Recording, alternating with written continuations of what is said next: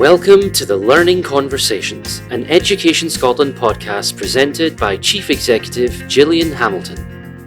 In every episode, Gillian is joined by teachers, professionals and experts to unpack some of the big questions and topics facing the education sector in Scotland. Over to Gillian as she introduces today's guest.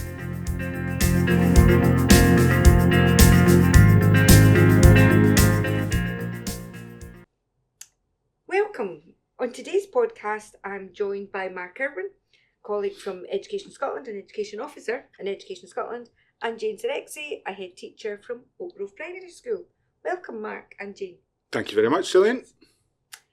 And today, I'm looking forward to discussing Learning for Sustainability with Mark and Jane. We've recently launched a new Learning for Sustainability portal on the Education Scotland website to help practitioners to inspire their learners. This went live during Scotland's Climate Week, which this year focused on celebrating and encouraging climate action. So Mark, talking about Learning for Sustainability then, we've talked about Learning for Sustainability in Scotland for many years. I'm not sure that we have a shared understanding of what that means. Can you explain to listeners today, what do you take from Learning for Sustainability? What does that mean to you?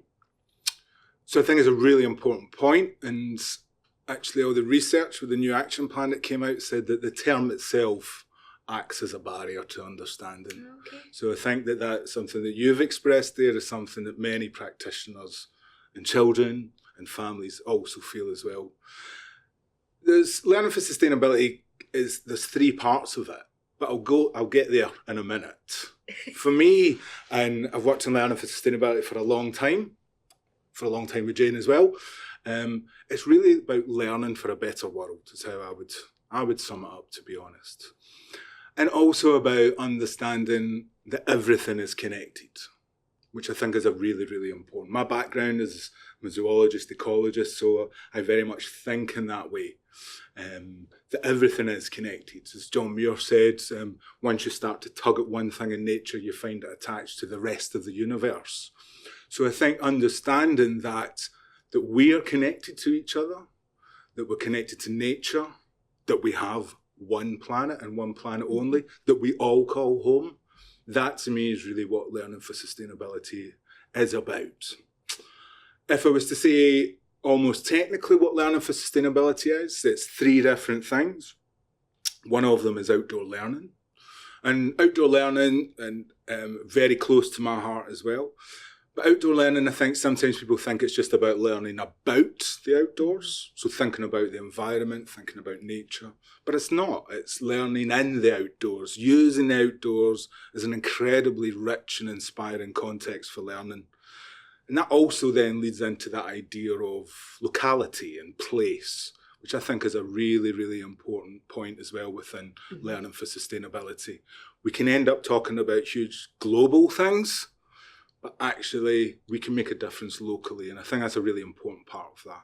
The other two areas of Learning for Sustainability are sustainable development education, which sounds very similar to Learning for Sustainability, but I guess sustainable development education is really looking at that idea of one planet or resources. So we would be thinking examples of that would be the climate change crisis, the biodiversity and habitat loss crisis, if we think about circular economy, things like that. That would fall under sustainable development education, and finally global citizenship, which I won't talk a lot about because I think Jane will do a really good job of that.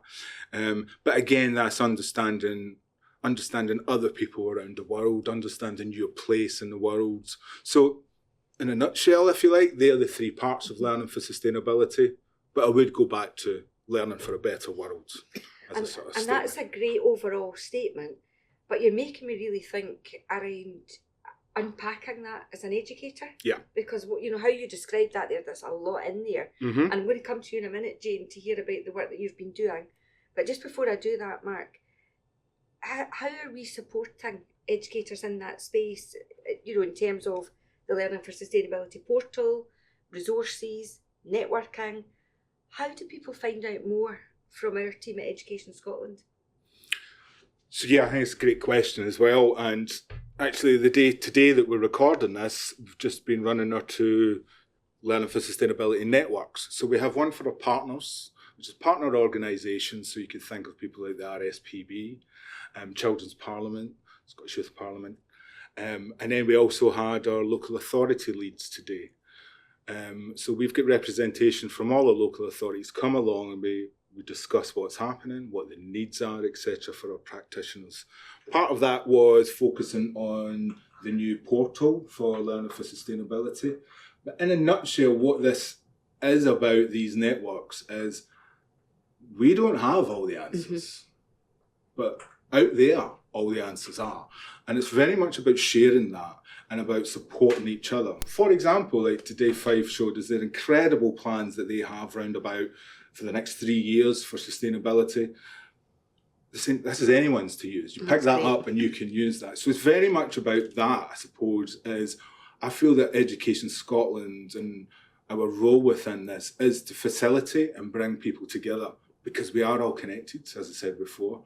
And actually, the portal itself is very much about the voice of establishments, the voice of young people, the voice of practitioners. Because I think learning for sustainability and what it means is different from school to school, to person, and we can all be inspired by the stories that's happening in our settings.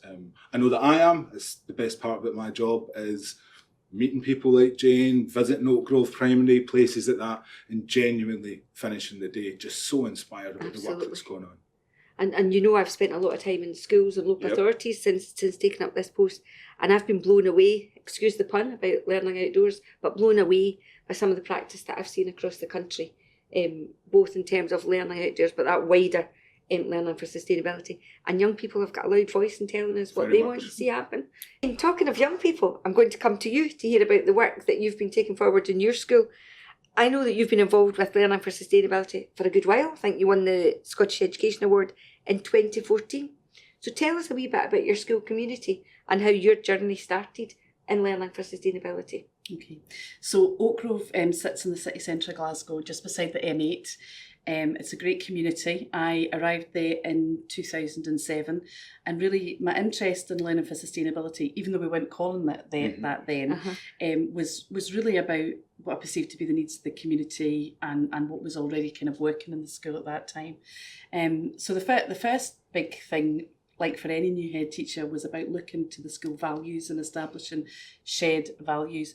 And there must have been a wee bit of magic in the air when we were looking at our values, because the exercise that we did at that time, originally I was looking for the top 3 kind of key themes, whatever, and that was going to be the values. But as we reached out to the various stakeholders, we kind of discovered that each stakeholder had something that was all very important to them. So for the families and the community, the core value was respect that they went to, and that would very much reflect the community that we serve. In a city community, there's a high level of transients there, and we have families moving from all over Glasgow, but also a lot of international transients.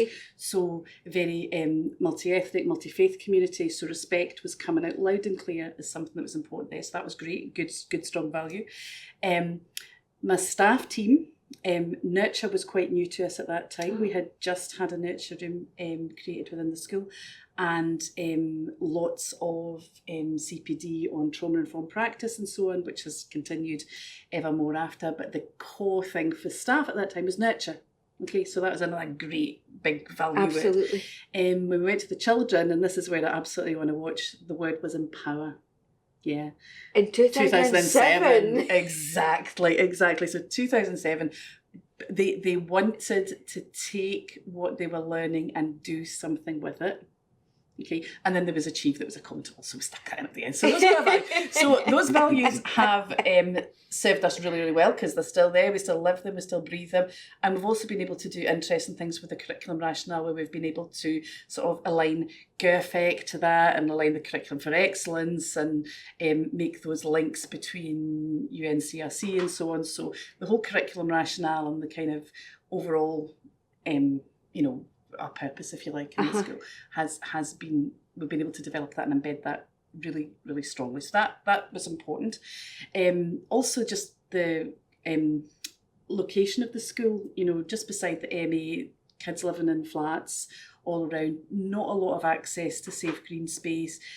The school grounds became really, really important, where the children are playing, almost like developing a garden for the children was so important. Now, the thing that was interesting about the school was there's a lot of kind of nice planting and growing in the school, but it was all on the teachers' side.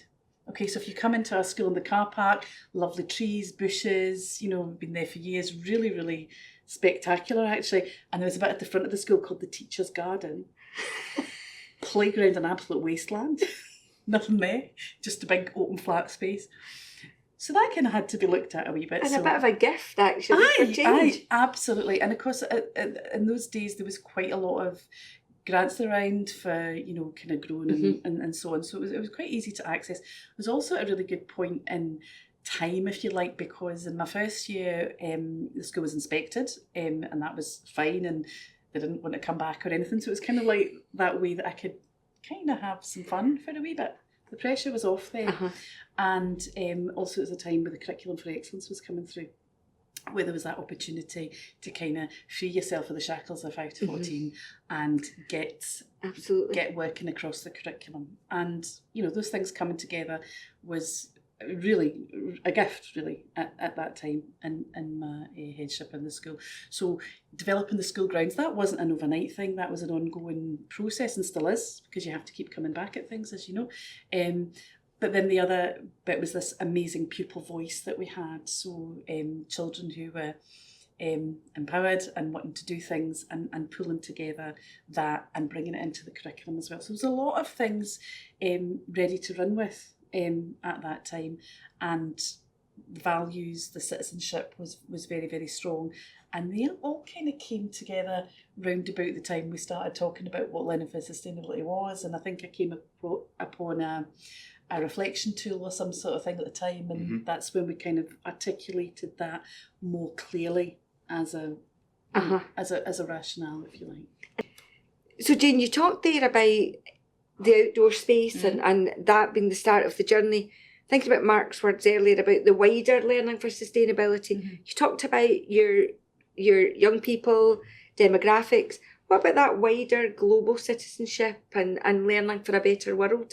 Where did that journey take you? Yeah, well, I think we probably came in to that first in our desire to be a fair trade school, and that was still in the early days, 2008-ish, and we had done a lot of work looking at food journeys and fair deals for farmers and stuff like that, which was taking the children sort of for some children making links, because we had a very international community.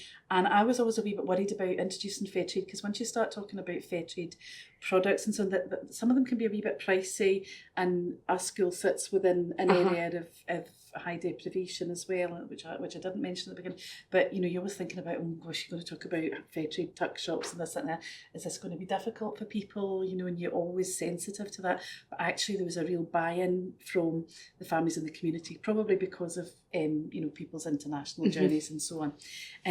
But the thing that was most interesting for me was when we adopted the pedagogy of storyline, where we had, I think it was one member of staff initially who had undergone some training with WSDEC on global storylines, and she came back to the school and she was so enthusiastic about it, and her class were doing such amazing things that everybody then wanted to go and do the WSDEC global storyline training. So we really invested in that, because the pedagogy that goes with a global storyline is so sound, for the children. And it was only really when the kids were getting involved in the drama and the immersive experiences of, say, a story involving a land grab or whatever, and the children would, well, that's not fair.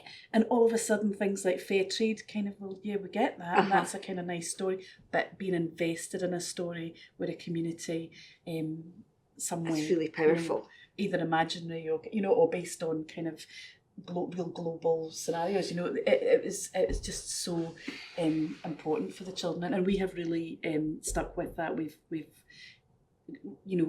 have a turnover of staff, as all schools do, but we always try and make sure that we have people who are trained and ready to go on global storyline, so that the children, if not every year, every other year, are getting that built into the curriculum, because it's so important. And have you seen that in practice, Mark? I mean, it's funny when Jane's talking, 'cause I used to work in Glasgow City Council before I came to Education Scotland, and my voice will probably break a wee bit with this. I was smiling because I remember exactly who Jane's talking about. But that global storyline approach about the land grab and about multinationals and the protest along Great Western Road, it still remains, and Jane could tell you when that was, but it's a long time, still remains a touchstone for me, for education, for sustainable development, for learning for sustainability, and the power that these young people expressed, and the anger, to be honest, about injustice.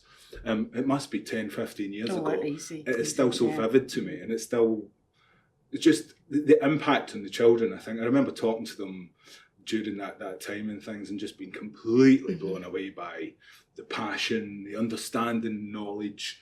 And I just thought that's what we want our young people to be. Yeah, it's interesting because coming back to that particular storyline, the basic storyline is, you create a community and they living happily in a village, and then the land gets taken away from them and they lose their jobs, and they maybe can get their jobs back but at a much reduced rate, and they lose all that kind of thing. But actually, one of the other things that was really powerful in that particular class was a class in primary 7 that weren't getting on very well together. They were not getting on well together. There was all these different things going on. There was a bit of kind of bullying. It was just kind of very nice. And then they built community. And of course, the teacher who had this really good training built her community really, really skillfully. So we had people who weren't really getting on. All of a sudden, they were in the same family and they were working to the same end. So as these drama processes were going on, not only were we getting this very, very powerful response to a global storyline, but you're also building the community within the class, which was really powerful. And you talked earlier, when you started to talk, you talked about a wee bit of magic. Aye. And actually, as you're telling that story, that does sound like a wee bit of magic. The combination of a passionate teacher, engaging in the learning, and then the passion of a school community taking part of that does sound like a wee bit magic.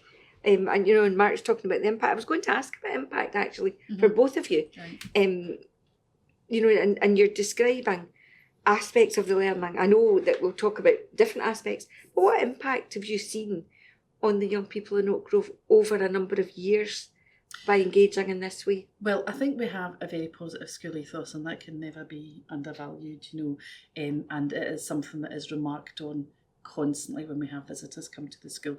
But we do see a high level of pupil engagement, which has also stood up to external scrutiny. That's been commented as a key strength of the school in the past. Very engaged learners. My staff like it. They're engaged as professionals.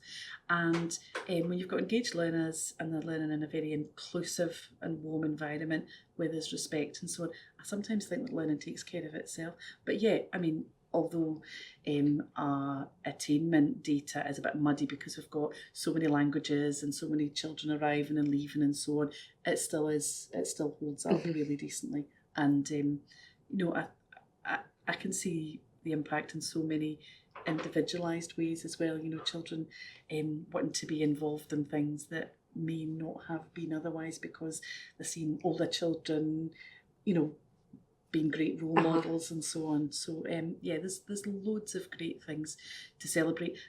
From the outdoor side of things, I was telling you before, I came down here today. I was standing under a tree because we had a child up the tree. I was going to ask you about that on here. No, but I think it's actually a really nice thing because one of the things about planting and the great advantage of being in the school for a good stretch is you see the benefits, you see all the things come up, you see trees grow where there was nothing there, hedges, or for the purposes of funding wildlife corridors. But you see all, and like we've got a lovely apple orchard and all these kind of things, and we were doing lots of apple picking and cooking last. It was all these lovely things going on. But there's this wee boy and he was feeling overstimulated. The world was a busy place. We're just beside the motorway. It can be quite noisy, and he climbed up a tree. Now, I would have liked to come down a little bit sooner, admittedly. But it's kind of the planting and growing, the development of natural play has created the opportunity for calm, inclusive spaces, wonderful places for people to go, places for children to gather. There was a mini beast debate going on today about building a wee hotel for them, all this kind of thing, just all going on around, and that's wonderful. That's impactful. Safe, happy playtimes. Absolutely. You can't. I know it's all very basic stuff, but you can't. But the underpinning of a whole school community. Aye. And not basic at all, actually. Uh-huh. Can I ask you a wee bit? I'm going to come back to you, Mark, around wider impact. But before I do, you've talked about being at the school for a fair number of years, Jane. Mm-hmm. How have you made sure that you've continued to, because you talked about staff change, etc.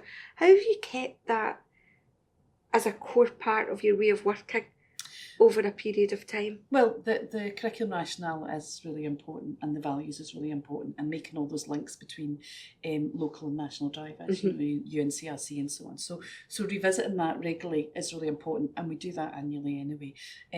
But also, every now and again, maybe looking at something. Education Scotland have a self-evaluation tool which we've come to in the past. Glasgow had quite a good one for a wee while there, and that was quite powerful as well.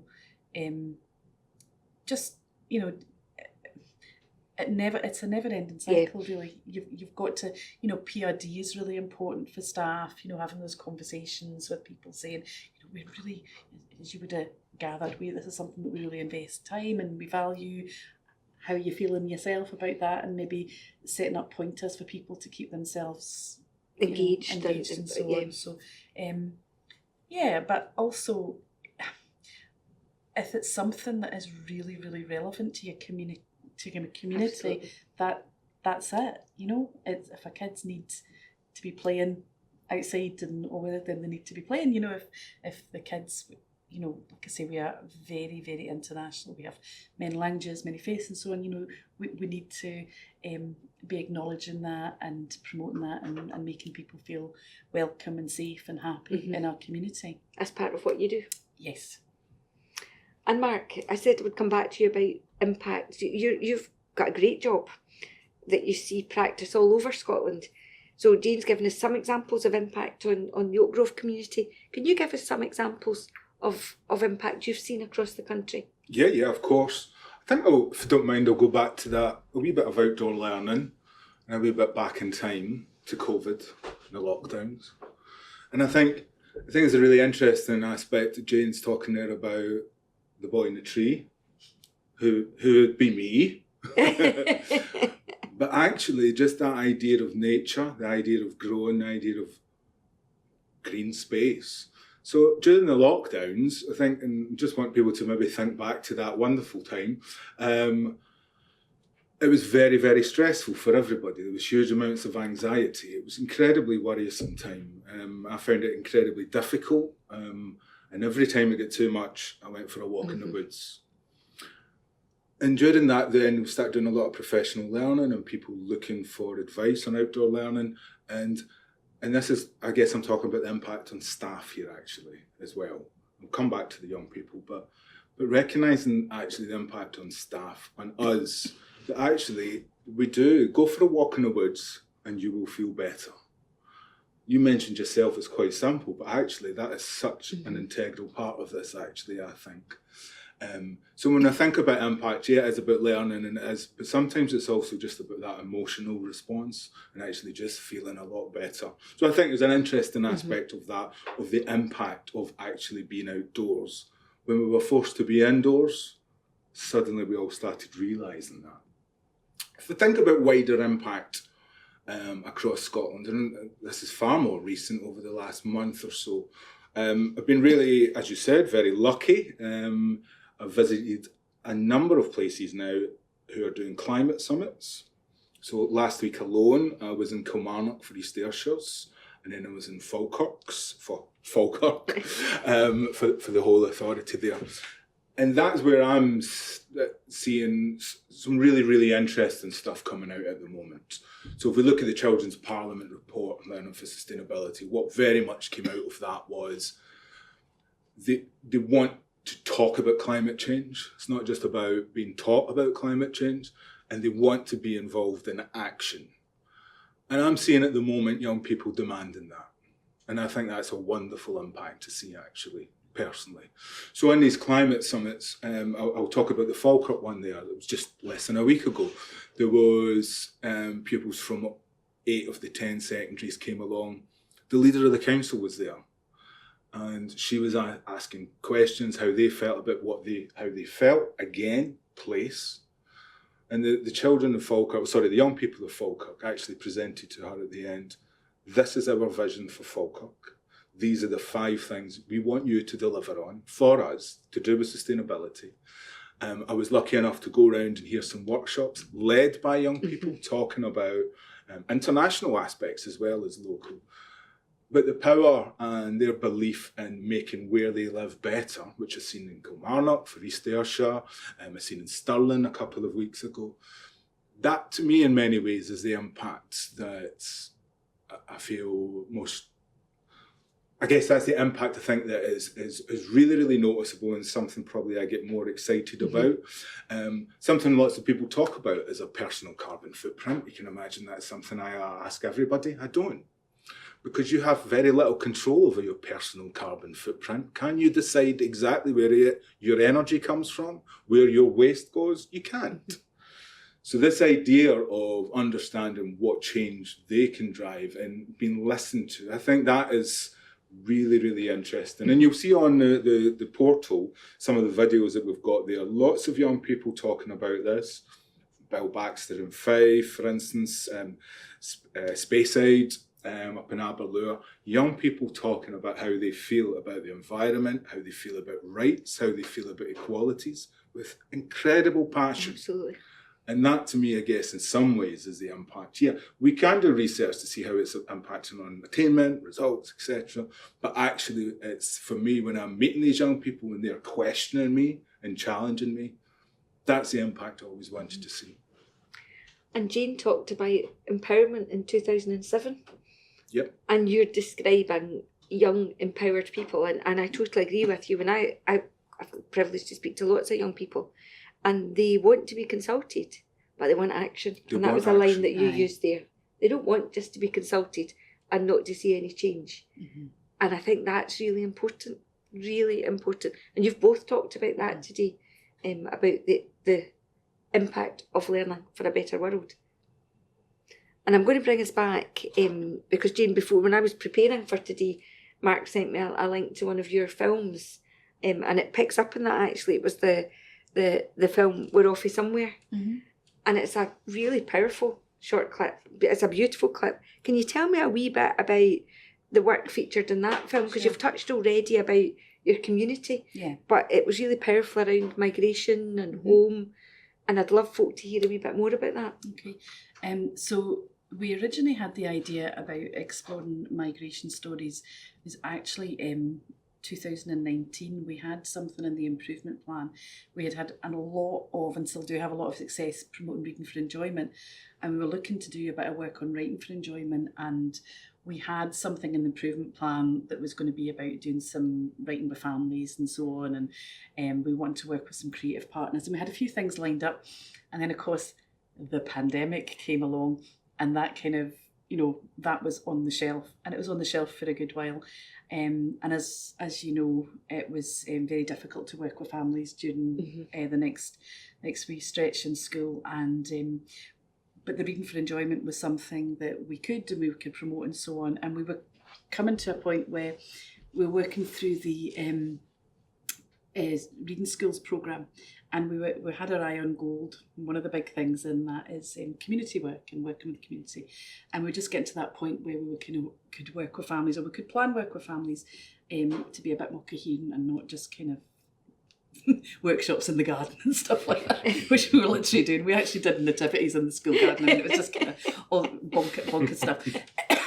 But around about that time, an opportunity came up with Scottish Library Fund, and the theme for applications that year was diversity and equality. So myself and another colleague, we came back to that. We thought, right, we could maybe revisit this, because we always liked the idea, but with a slightly different focus. And it was looking at, exploring migration stories, because we did feel that there was quite a lot of toxicity in the media and around migration generally. And there had also been in the community a few stories coming in about racist incidents. And, you know, if you hear about a couple, you always kind of have a sense that there's probably a bit more going on. And no communities thrived during that time. No. There's a lot of tension and people were feeling rubbish. And so all these things were going on. And we thought it would be really good to come back at this, but come back in a real way of celebrating, you know, migration and finding the commonality between us all, because every family's got a migration story. I mean, I'm not from Glasgow, I came here from somewhere else. You know, everybody's got that. And lose this notion of it's all these people coming in over here, and you know, kind of Absolutely. thing. So just to get away from that and the difference that it makes to our community and how it invigorates us, and you know, the cultural benefits and all these kind of things. You know, so much to go there. So we applied for that fund and were successful in getting some money.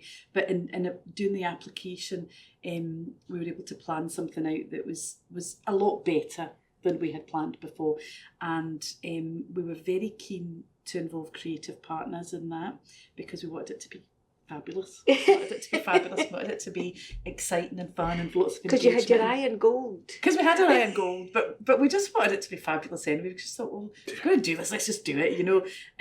But also we felt that staff training was going to be very much at the heart of that, because you can't assume that people know stuff. You know, you just can't. And there's always loads that I can learn about these things as well. So we went to WASDEC, who did some really powerful staff training for us way before we started the project, just to kind of get us in the right place and the right, you know, just to get us all together as a staff team, but also to inform the planning that we would do, because the aim was that teachers would plan a sort of bespoke piece of learning with the creative partner. You know, so we had to build all these things into the planning and so on. So that took a wee bit of time, but it was time really well spent. Because in the end, all classes did a, you know, sort of a kind of unique piece of work with a creative partner, exploring stories of migration and so on. So we had Metafrog, who are graphic novelists working on Primary 7. Brilliant. Beautiful work coming out of that. We had Lindsay Littlejohn, who is an author, doing a Writing for Enjoyment group and extension writing group with some kids in the middle stages. We had Mary Hill Integration Network working with sixes on a drama piece about travelling. You know, we had, again, WASDEC came in and did a global storyline in situ with some staff who were quite new to the school, to give them the training in the school and leading that on. And one of the kind of really lovely ones, pieces that came out of it, was the infants department kind of wrote their own storyline in collaboration with a wonderful lady, Mary Troop, who was formerly of the Royal Conservatoire of Scotland.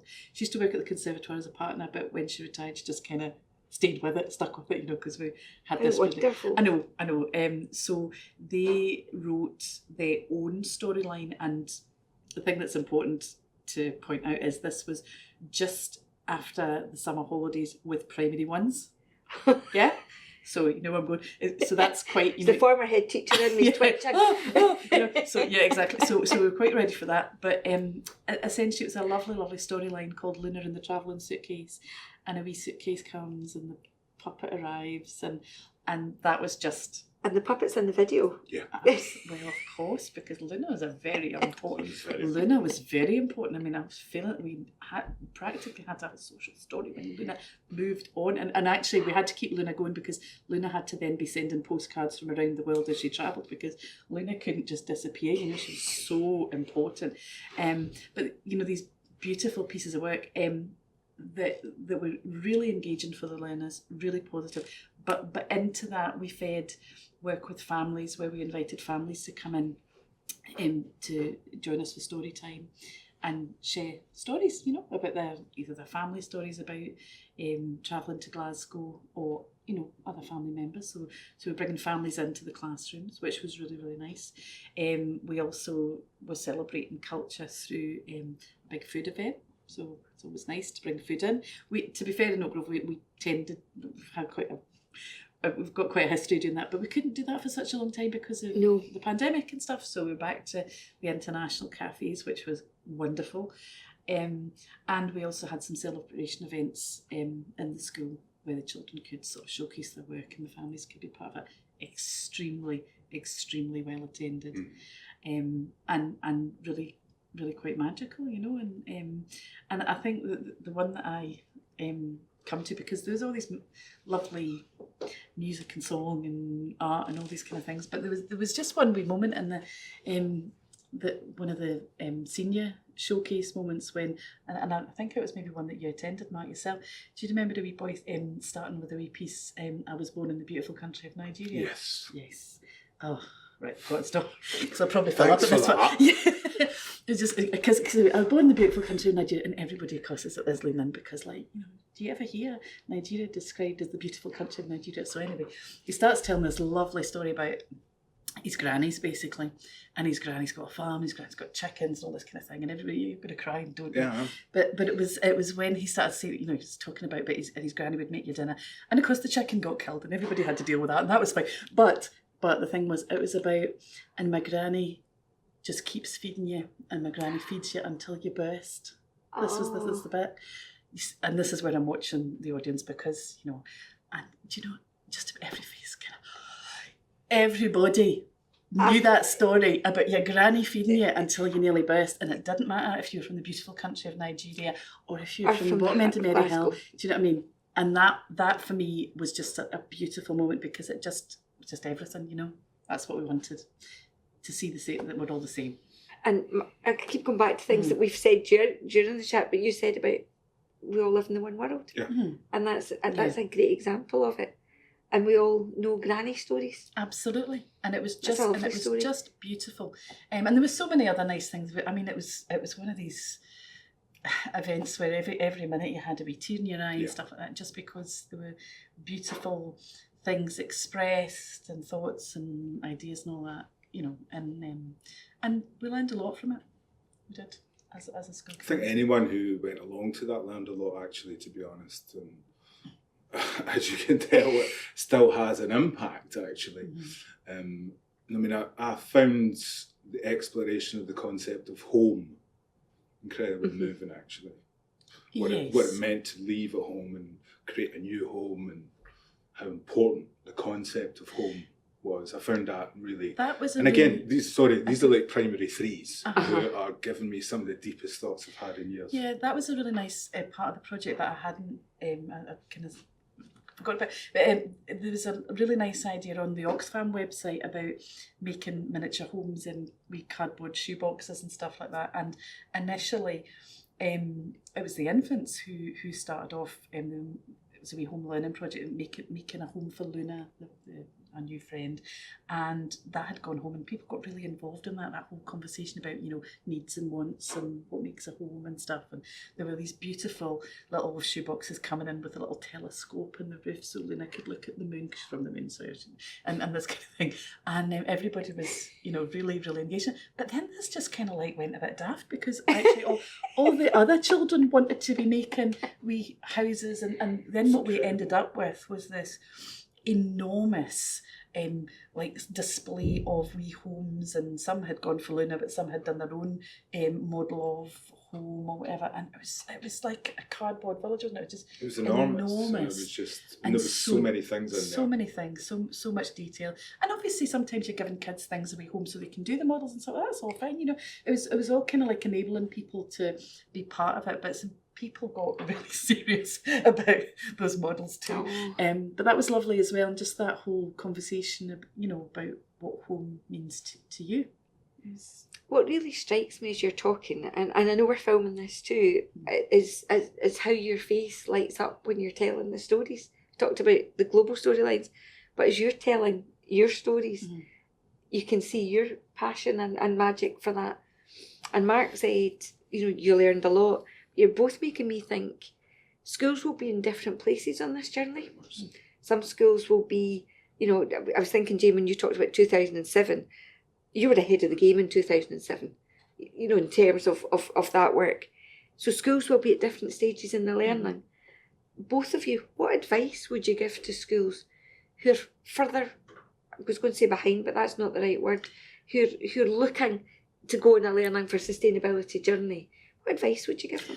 I think probably people are doing a lot more than they realise they are. You know, I think taking a moment to take stock is really Of important. what's already happening. Yeah, because because it's sometimes the term can muddy things.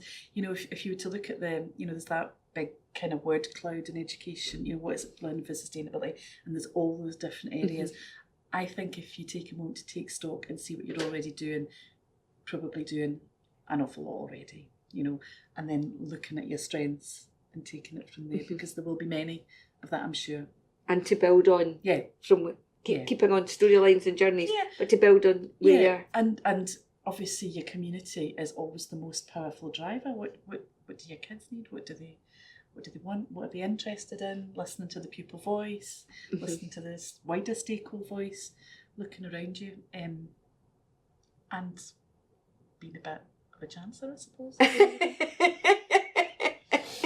That's good advice. Well, that's good advice. There's so much that we did that was kind of, there's a grant. What could we do? There's a bit of that going on as well. And Mark, what advice would you give? What matters to you? What sings to you? What makes your heart sing?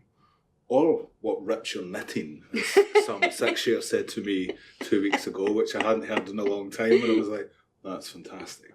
I think there's almost a presumption where we talk about learning for sustainability that we're talking about environmental issues.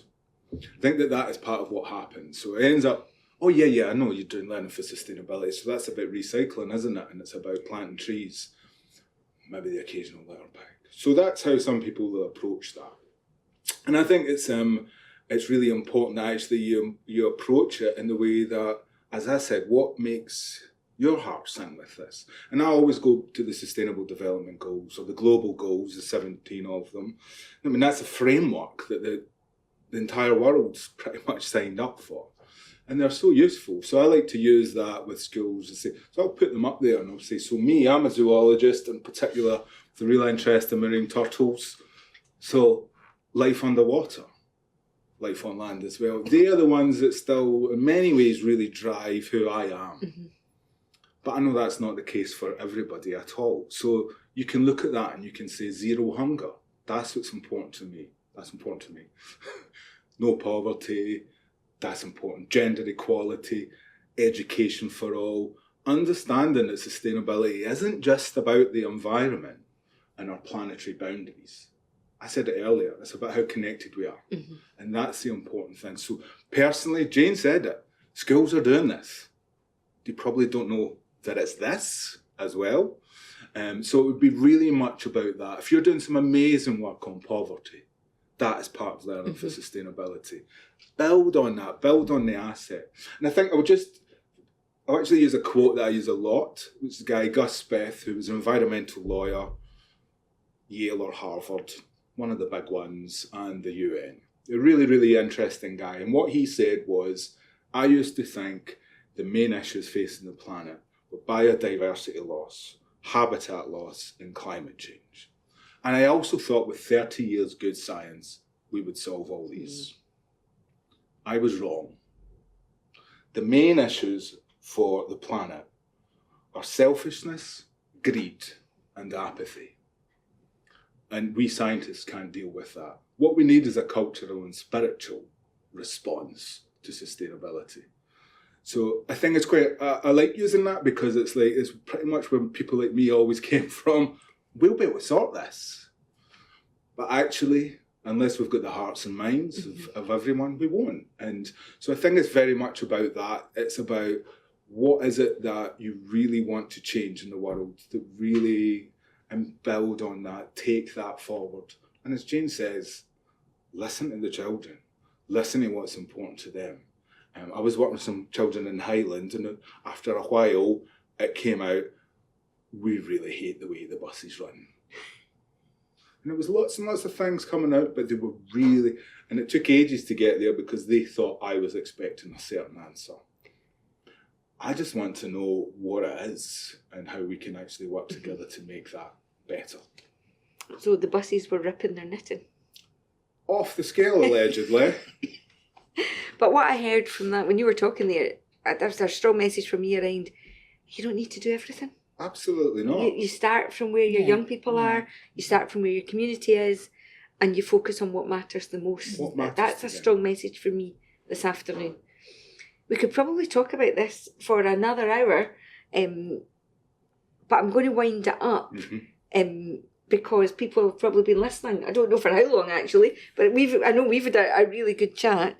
I'm going to ask you both just around, we've asked about advice, we've asked about staying focused. I'm going to ask you both a final question. What keeps you both motivated? Going to ask you both a final question. What keeps you both motivated to keep prioritising this work?